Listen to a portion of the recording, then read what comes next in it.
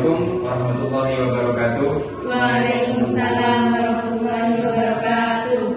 Kami dari kelompok Ain Nabi Ibnu Aman akan presentasikan hasil diskusi kami.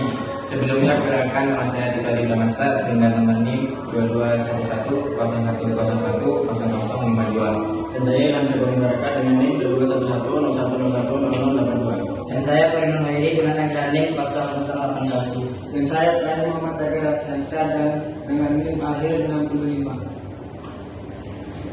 Baik, saya mendapat bagian pertama tentang perkembangan fisik dan kognitif pada anak usia pertengahan akhir. Ini kami bercepat karena setnya banyak. Perubahan fisik dan kesehatan, pertumbuhan dan perubahan tubuh. Pada periode ini pertumbuhan tubuhnya lambat namun konsisten. Jadi pada masa usia anak pertengahan dan akhir, dia itu akan tumbuh sepanjang 2-3 inci per tahunnya. Tapi tetap dia bertahap pertumbuhannya. Lanjut. Perkembangan motorik pada periode ini, perkembangan motorik menjadi lebih halus dan terkoordinasi. Jadi anak yang anak pertengahan dan akhir itu usianya sekitar 6-12 tahun. Jadi dia sudah bisa yang namanya naik sepeda atau berjalan atau bahkan berenang. Jadi gerakan mereka sudah halus, juga nggak kasar kayak bayi. Lanjut. Selanjutnya adalah latihan atau olahraga. Nah, pada periode ini orang tualah yang lebih berperan dalam meningkatkan latihan olahraga si anak untuk lebih menghaluskan motorik mereka agar lebih terkoordinasi. Kegiatan apa? Seperti latihan menulis, latihan membaca, atau olahraga yang lainnya seperti senam pagi itu. Lanjut. Nah, pada perubahan fisik dan kesehatan. Nah, ada kesehatan, penyakit ringan dan penyakit berat. Pada periode ini, waktu kesehatan mereka itu sangat baik. Jadi tolong dimanfaatkan dengan baik ketika nanti sudah punya anak. Ada penyakit yang sering dialami pada periode ini. Salah satunya adalah obesitas. Obesitas adalah kelebihan berat badan. Ini termasuk penyakit yang sering terjadi di anak pada usia pertengahan dan akhir. Resikonya nanti bisa mengganggu medis dan mengganggu psikologinya. Seperti itu. Lanjut. Selanjutnya adalah anak-anak penyandang cacat. Maksudnya anak-anak disabilitas. Ruang lingkup disabilitas dalam hal ini seorang anak itu mengalami gangguan baik secara fisiknya maupun kognitifnya. Jadi dia terganggu anak itu. Ada beberapa jenis penyakitnya seperti disleksia. Disleksia itu gangguan di mana dia itu kesulitan dalam membaca. Contohnya kayak orang tunanetra. Kalau saya ini bukan tunanetra, tapi saya kan cuma minus, tidak bisa turun. Selanjutnya adalah disgrafia. Disgrafia adalah dia tidak bisa membaca. Maksudnya dia kesulitan dalam membaca.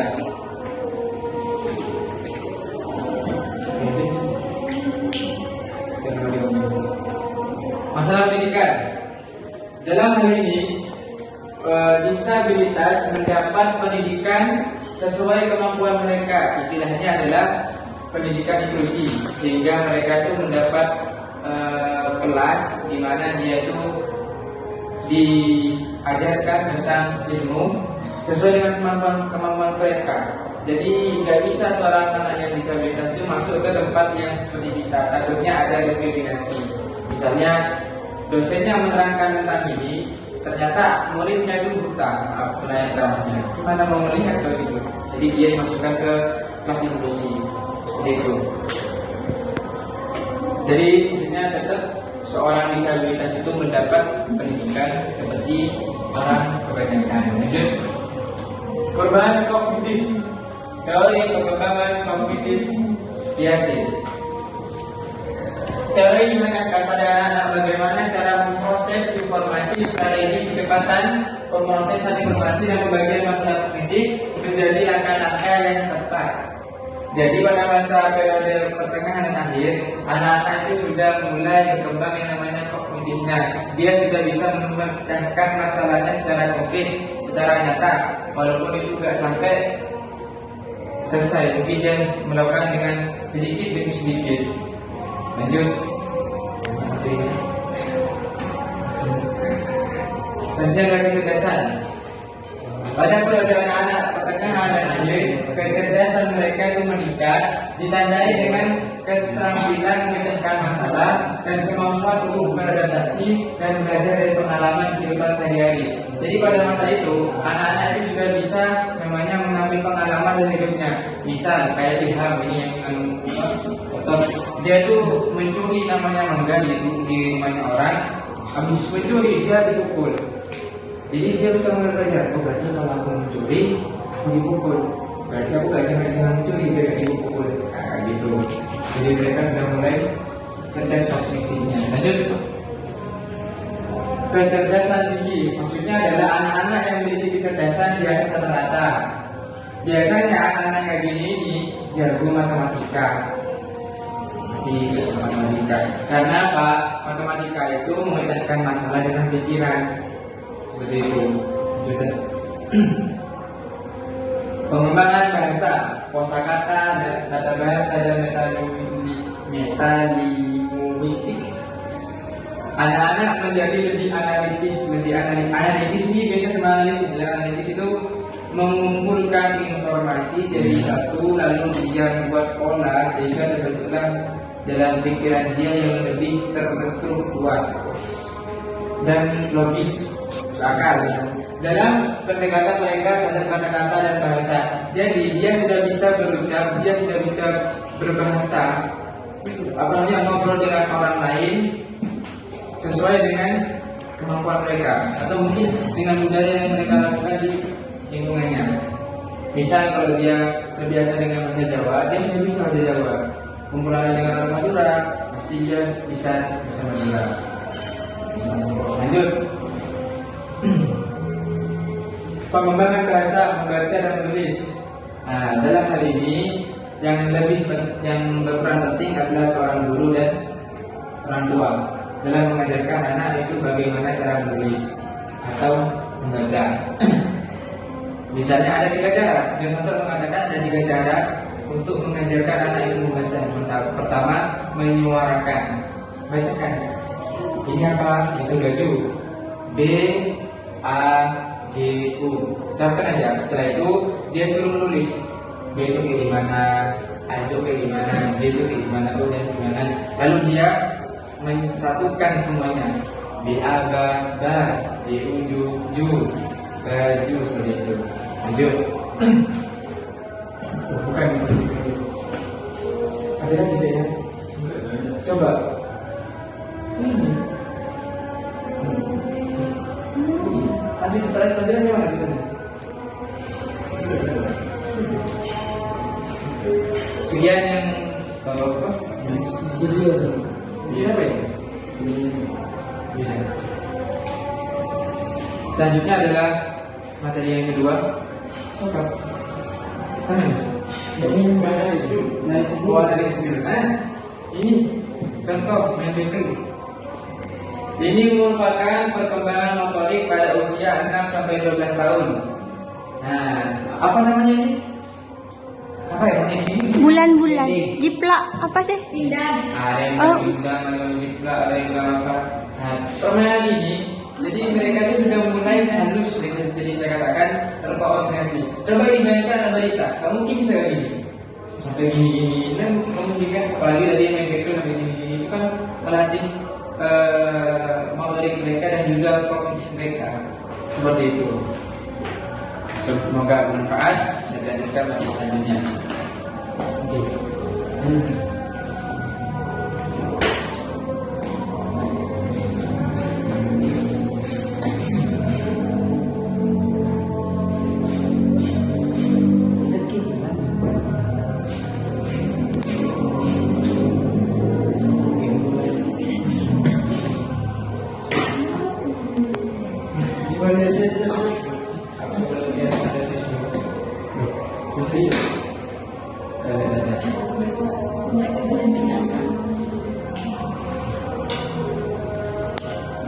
yang boleh ya.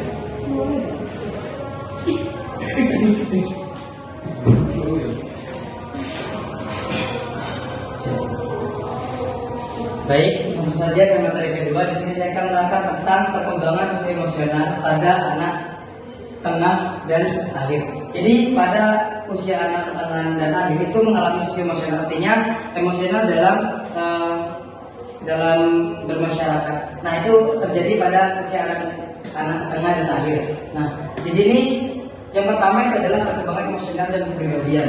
Nah, itu terjadi menjadi empat. Yang pertama ada diri, lalu keluarga, teman sebaya dan juga sekolah. Itu garis besarnya. Di sini saya akan menjelaskan tentang yang diri.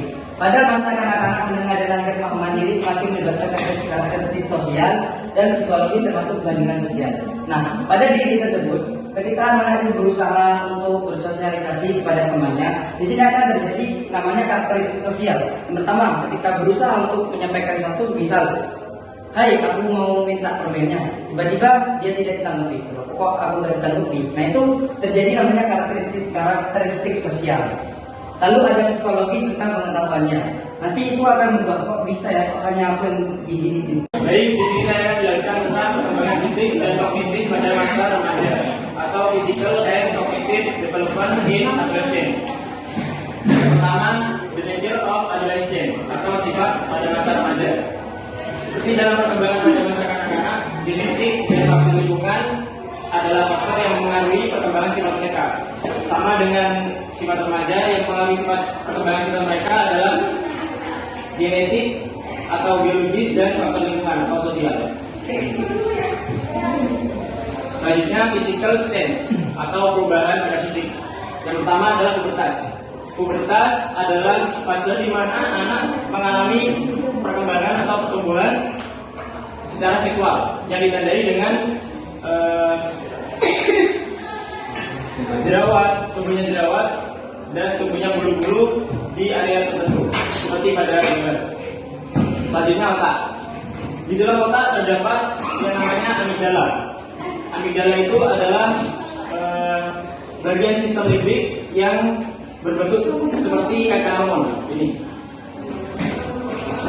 Itu pada saat remaja itu akan menebal sehingga cara berpikir remaja akan lebih efisien begitu. Selanjutnya seksualitas remaja. Pada masa remaja adalah masa di mana individu itu melakukan eksplorasi atau eksperimen secara seksual seperti berfantasi dan mewujudkannya serta mengintegrasikan seksualitas ke dalam identitas dirinya. Lanjut, poin yang khusus in adolescent health atau isu kesehatan remaja. Yang pertama, adolescent health atau kesehatan remaja. Banyak pakar kesehatan berpendapat bahwa sehat atau tidaknya remaja yakni bergantung pada perilaku remaja itu sendiri. Artinya, ya tergantung pada perilaku remaja itu sendiri. Jika berperilaku buruk, akan berpengaruh pada kesehatannya yang kurang buruk juga. Betul. Yang kedua, substance use and abuse atau penggunaan dan penyalahgunaan zat. Zat terlarang merupakan segala jenis zat yang apabila masuk ke dalam tubuh manusia akan berpengaruh bagi organ tubuh, terutama pada otak, sehingga dapat menimbulkan gejala perubahan dalam dirinya, misal kesadaran, perilaku, dan proses berpikirnya. Selanjutnya, eating disorders atau gangguan makan. Gangguan makan meningkat pada masa remaja dengan peningkatan substansial dalam persentase remaja yang kelebihan berat badan, dan gangguan makan yang mungkin muncul pada masa remaja adalah anoreksia nervosa dan bulimia nervosa. Anoreksia nervosa ini adalah gangguan makan yang ditandai dengan seorang anak yang ketakutan dalam gemuk. Jadi kalau gemuk dia takut, atau bisa disebut dengan diet juga. Anaknya dalam melakukan diet. Yang bulimia nervosa adalah kebalikan dari anoreksia nervosa, yakni kelebihan berat badan. Selanjutnya adolescent cognition atau kognisi remaja. Yang pertama, teori Piaget Menurut Jean Piaget, pada masa remaja perkembangan kognitif sudah mencapai tahap puncak, yaitu tahap operasi formal. Tahap operasi formal ini memungkinkan remaja akan berpikir lebih abstrak dan idealistik. Gitu. Lanjut. Selanjutnya adolescent egocentrism atau egosentrisme remaja. Egosentrisme adalah kualitas atau keadaan seseorang menjadi egosentris, yakni perhatian yang berlebihan pada diri sendiri dan berfokus untuk kesejahteraan atau keuntungan sendiri dengan mengorbankan atau mengabaikan orang lain. Jadi egois gitu, memikirkan diri sendiri gitu, tanpa memikirkan orang lain. Selanjutnya information processing atau proses informasi. Perkembangan dalam pemrosesan informasi pada masa remaja adalah kemajuan dalam pengambilan keputusan dan pemikiran kritis. Jadi pada masa remaja itu, anak itu akan lebih dalam pengambilan keputusan itu memilih yang lebih tepat atau benar menurutnya dan berpikir secara mendalam atau kritis. Nah ini ilustrasi video tentang masa pubertas anak.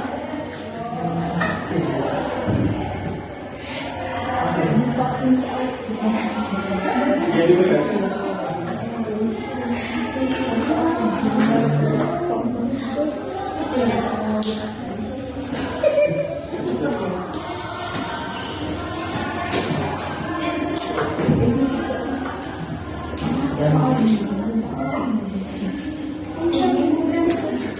Ini ilustrasi anak yang anak perempuan yang sedang tertidur lalu terbangun dan mendapati ada jerawat pada pipinya, dan itu tanda-tanda masa pubertas. Itu.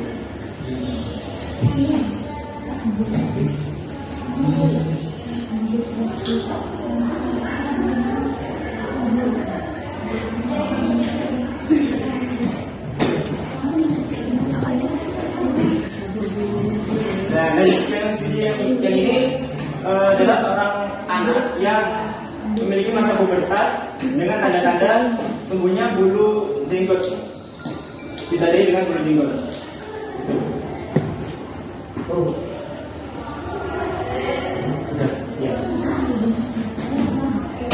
Baik, selanjutnya lanjutkan dengan rekan saya. Baik, di sini saya akan menjelaskan tentang perkembangan emosional remaja. Di sini yang pertama adalah harga diri. Harga diri adalah proses evaluasi yang ditunjukkan individu pada diri sendiri dan kemudian berkaitan dengan proses penerimaan individu terhadap dirinya. Di dalam buku Santroki ini adalah harga diri perempuan itu lebih rendah ketika lebih rendah kenapa? Karena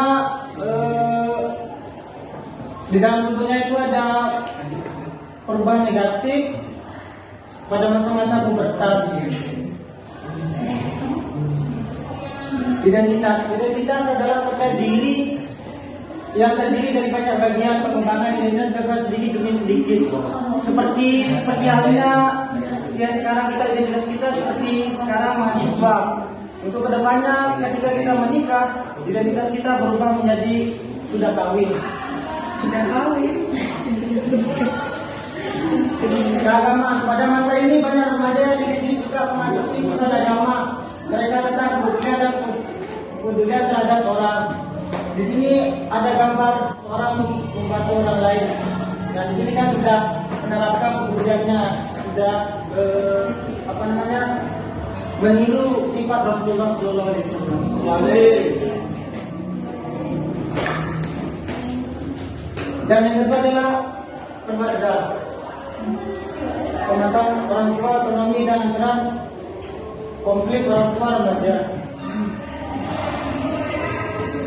Nah, di sini adalah pemantauan orang tua. Pemantauan orang tua di sini sangat penting bagi pada masa remaja, karena aspek kunci dari peran manajerial penguasa pada masa remaja adalah efektif pemantauan perkembangan remaja. Di sini ada seorang ibu sedang memantau anaknya belajar supaya dia tidak tidur. Otonomi dan lampiran. Banyak orang tua yang mengalami otonomi kesusahan untuk untuk mendorong remaja untuk menjadi lebih baik. Padahal ekonomi ini sangat penting bagi remaja.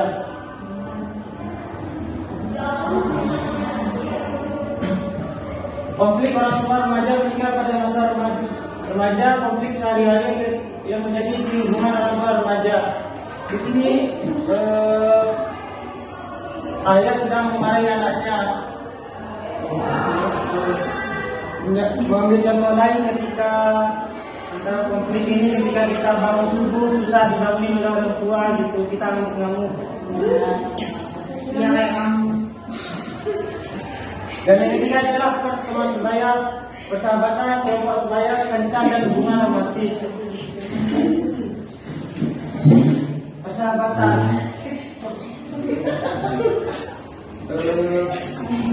Pada masa remaja, persahabatan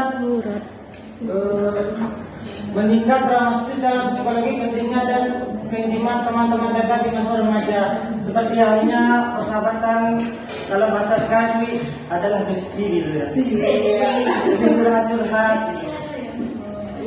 Kelompok sebaya. Nah di sini ada seorang wanita yang mempunyai identitas seperti ekonomi kurang dan yang di belakangnya juga ekonomi meningkat. Dia itu malu gitu. Ya. Oh ya. Nah, rencana hubungan romantis. Nah, di sini kan kalian sudah tahu hubungan Dilan kan? Dilan. Tahu ayo lihat. Nah, kita bilang ini romantis. Nah, ketika saya ceritakan ya, ketika milenial ini, Mila ya.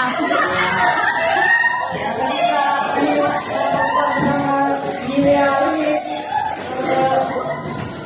kan suatu saat milenial ini berjalan dengan lain dan ketika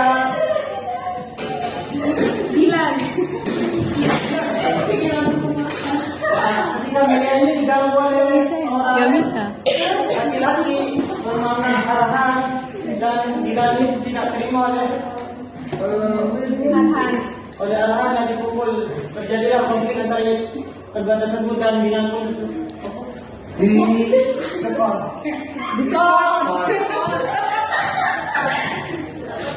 Dan rupanya budaya dan perkembangan remaja. Perbandingan lintas budaya. Nah di sini adalah budaya-budaya barat ya, tidak boleh ditiru.